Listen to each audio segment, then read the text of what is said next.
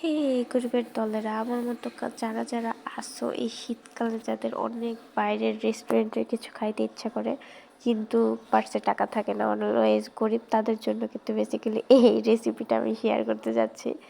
তো চলো ভিডিও শুরু করি। আসসালামু আলাইকুম everyone, it's Nosa from Nosa's creation page.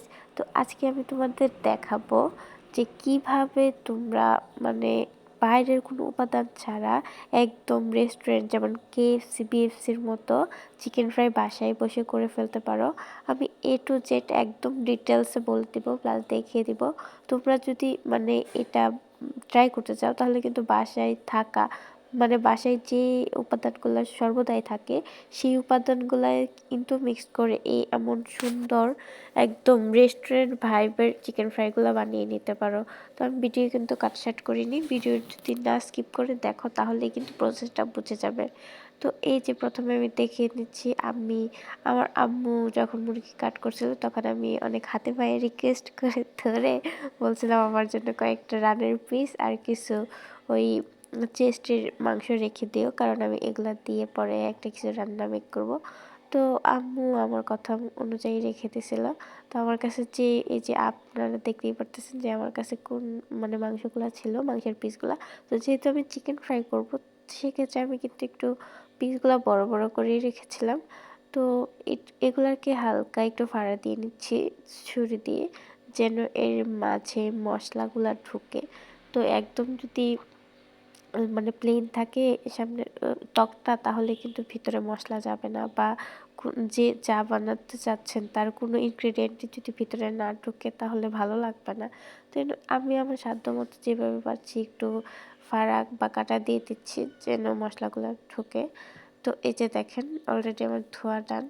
আমি একটু সবগুলো আবার ধুয়ে লবণ দিয়ে মাখিয়ে ধুয়ে তুলে নিয়ে আসছি। এতে কি হয়, মাংসটা অনেক নরম হয় আর এটার ভিতরে মশলাটা খুব দ্রুত যেতে পারে। তো এখানে আমি নিয়ে নিচ্ছি হলুদ, আপনারা পরিমাণ অনুযায়ী দেবেন, এখানে আমি কোনো পরিমাণ মেনশন করব না, কারণ আমি যে যতটুকু নিচ্ছি মাংস আপনি হয়তো নাও নিতে পারেন, সেক্ষেত্রে কিন্তু আপনি আপনার পরিমাণ অনুযায়ী নেবেন।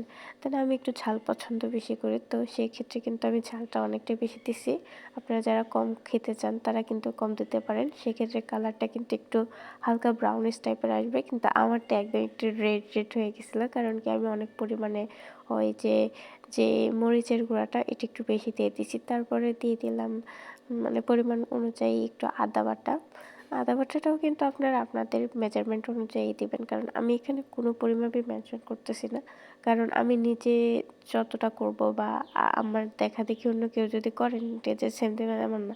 তো আমার বাসায় যত ধরনের মশলা ছিল সব আমি একটু একটু করে দিতেছিলাম আমার রান্নাঘর থেকে।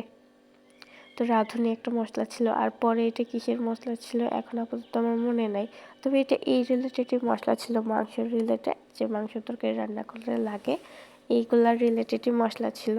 তো আমি সব কিছু দিয়ে তো পরিমাপ মতো লবণ দিয়ে দিব।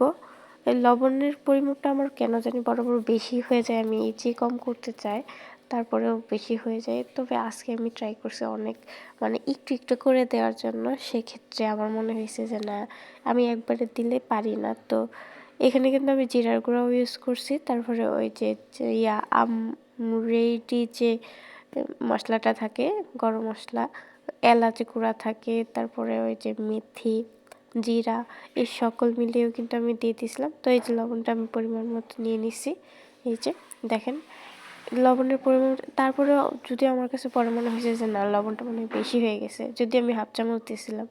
তো এগুলো সুন্দরভাবে এখন মাখিয়ে নেবেন, আর এমনভাবে মাখিয়ে নেবেন যেন প্রত্যেকটা মাংসের পিসে বা যতগুলো ফাড়া দিয়েছি প্রত্যেকটা ফাড়ার ভিতরে যেন মশলাটা ভালোভাবে ঢোকে। তো ভালোভাবে এই দেখেন অলরেডি আমার মধ্যে নেওয়া শেষ, খুব সুন্দর মতো আমি করে নিচ্ছি।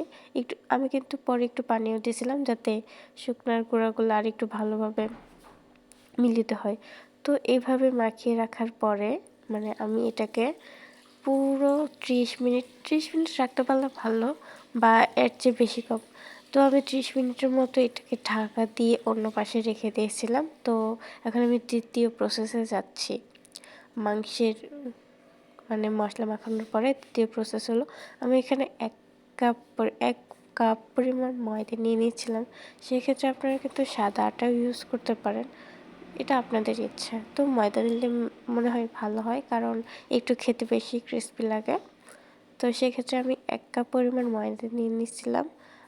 আপনারা চাইলে কিন্তু এখানে অন্য কোনো মানে ময়দা বা গমের যে আটাটা হয় সেটাও ইউজ করতে পারেন। এটা সম্পূর্ণভাবে আপনাদের উপর ডিপেন্ড করে যে আপনারা কিভাবে বা কি দিয়ে করতে চান। সবগুলার কিন্তু রেজাল্ট আমার কাছে একই লাগছে, কিন্তু আমি তো ময়দা দিয়ে করছিলাম। তো এটার মধ্যে আমি দিয়ে দিচ্ছি কর্নফ্লাওয়ার। তো মানে কর্নফ্লাওয়ার দিলে কি হয়, একদম এটা মানে একদম ক্রিস্পি টাইপের হয়। তো আমি যেহেতু 1 কাপ পরিমাণ ময়দা নিয়েছিলাম, তো সেটার ক্ষেত্রে মোটামুটি 2 চামচের মতো কর্নফ্লাওয়ার দিছিলাম। তো এটার সাথে কিন্তু আমি বেকিং পাউডারও অ্যাড করছিলাম। তো বেকিং পাউডার অ্যাড করার ক্ষেত্রে কি হয়, তো এটা আরেকটু সফট হবে। মানে খাওয়ার আগে আপনি বুঝতে পারবেন যে, আর প্রত্যেকটা ক্রিস্পি যে বিষয়গুলো আছে সবগুলোর ক্ষেত্রে যদি আপনারা বেকিং পাউডার ইউজ করেন, সেক্ষেত্রে কিন্তু খাবারটা অনেক মানে ক্রিস্পি হয় আর অনেকক্ষণ স্টে করতে পারে। তো এই যে আমি এই সবগুলো ইনগ্রিডিয়েন্ট দিয়ে দিয়েছিলাম একটা একটা করে। তো এখানেও কিন্তু আমি মরিচের গুঁড়া দিয়েছি। এখন হ্যাঁ, আপনারা যদি দেখে বলেন যে আপু এত পরিমাণে মরিচের গুঁড়া দিচ্ছেন, হ্যাঁ আমার একটু কেন জানি ঝালঝালি পছন্দ হচ্ছিল। তো এই জন্য আমি একটু ঝালের পরিমাণটা বাড়িয়ে দেওয়ার জন্য মরিচের গুঁড়ো একটু বেশি দিচ্ছি, আর হলুদের গুঁড়ো খুবই সামান্য পরিমাণে দেওয়া হয়েছে আমার। তো আবার এটার সাথেও কিন্তু স্বাদ মতো লবণ আপনারা অ্যাড করে দিন। আমি লবণের মানে ভিডিওটা হয়তো মানে ভালোভাবে দেখেন না, কারণ আমি লবণ দেওয়াতে খুবই কাঁচা, আমি বুঝি না কোনটাতে কতটুকু দিতে হয়, প্রপারভাবে বুঝতে পারি না। সেক্ষেত্রে আমার আম্মুর সাহায্য নেওয়া লাগে। তারপরে সুন্দর করে এইগুলোকে মিক্স করে নেবেন, কোনো প্রকার পানি না, জাস্ট এইভাবেই আলতো হাতে মিক্স করে নেবেন। আলতো হাতে মিক্স করে নেবেন যেন ওই মরিচের গুঁড়া, হলুদের গুঁড়া, লবণ, কর্নফ্লাওয়ার আর বেকিং পাউডারগুলো যেন একসাথে সুন্দরভাবে মিশে যায় প্রত্যেকটা মানে সবটা ময়দার গুঁড়িতে। তো সুন্দর মতো আমার এভাবে করা শেষ হয়ে গেলে, এটা কিন্তু আমাদের দ্বিতীয় প্রসেস বা দ্বিতীয় ধাপ শেষ হলো। দ্বিতীয় ধাপ শেষ হওয়ার পরে আমি এটা এক পাশে রেখে দিচ্ছি।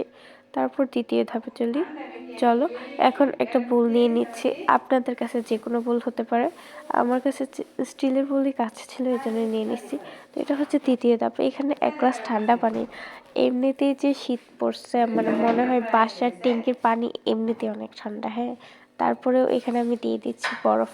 এখানে ঠান্ডা পানির প্রসেস কি, এখানে ঠান্ডা পানির ক্ষেত্রে কি হয়, আপনি যখন ওই মানে ম্যারিনেট করা মাংসটা সুন্দর মতো ওই চালের গুঁড়িতে মানে মিশিয়ে তারপরে পানিতে দেবেন, খুব শক্তভাবে ধরে রাখবে, পরে আবার যখন ওই গুঁড়িতে ব্যাক করাবেন।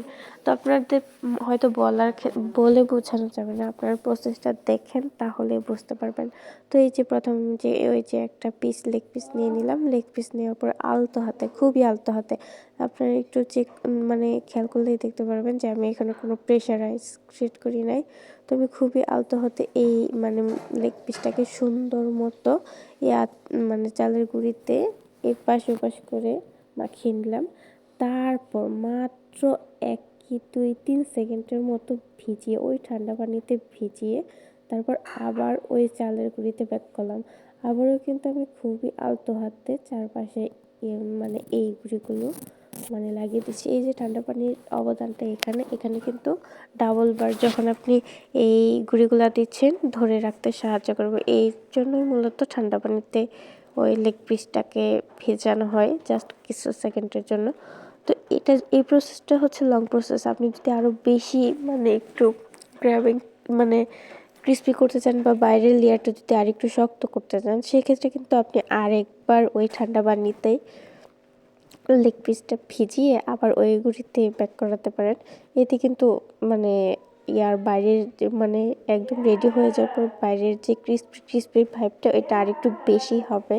তো আমি রানের ক্ষেত্রে কী করছিলাম, মুরগির রানগুলোর ক্ষেত্রে আমি জাস্ট একবারই এটাকে মানে পানিতে ভিজিয়ে তারপরে গুঁড়িতে দিয়েছিলাম, এই জন্য তেমন একটা ক্রিস্পি আসে নাই, মানে জাস্ট 2টা লেগ পিসের ক্ষেত্রে এটা করছিলাম। কিন্তু পরে যে পিসগুলো ছিল এগুলো কিন্তু সবগুলো আমি 2-3 বার করে পানিতে চুবিয়ে পরে আবার গুঁড়িয়ে দিয়েছিলাম। তো এই জন্য আমার ওইগুলা শেপগুলো একদম রেস্টুরেন্ট স্টাইলে হয়েছিল। বেসিক্যালি কি আমি নিজেও কিন্তু আজকে ফার্স্ট এমন মানে চিকেন ফ্রাইড পিস বানাইছি KFC বা BFCর মতো, কিন্তু বিশ্বাস করুন ফার্স্টের বারে এত সুন্দর হয়েছে যে আমার মনে হয়েছে হ্যাঁ না নেক্সট টাইম আমি আবার রেডি করব। তো দেখেন অলরেডি আমার এই যে সবগুলা করা শেষ, মানে এভাবে ময়দা বা করা শেষ। তারপরে খুব লো টু মিডিয়াম মানে আছে আমি কিন্তু আমার একটা ছোট কড়াইয়ে তেল একটু গরম করে নিয়েছিলাম। তো একটু গরম হওয়ার পরে কিন্তু আমি এগুলো দিয়ে দিয়েছিলাম। তো আমি রান্নার ক্ষেত্রে কিন্তু ক্লিপ নিতে পারছিলাম না, মানে রান্না করা প্লাস ক্যামেরা ধরে রাখা অনেক কষ্ট হচ্ছিল। তো এই যে দেখেন আমি দেখাই, লাস্ট পর্যায়ে আমি জাস্ট এই পার্টটাই মানে তুলে একসাথে তুলে ফেলছিলাম। এই যে আমার রান্নার পার্টগুলো যদি একটু কম হয়েছে আপনারা দেখতেই পাচ্ছেন। তাই ফাইনালি আমি খাইতেও বসে গেছি। আর টু বি অনেস্ট এটার স্বাদ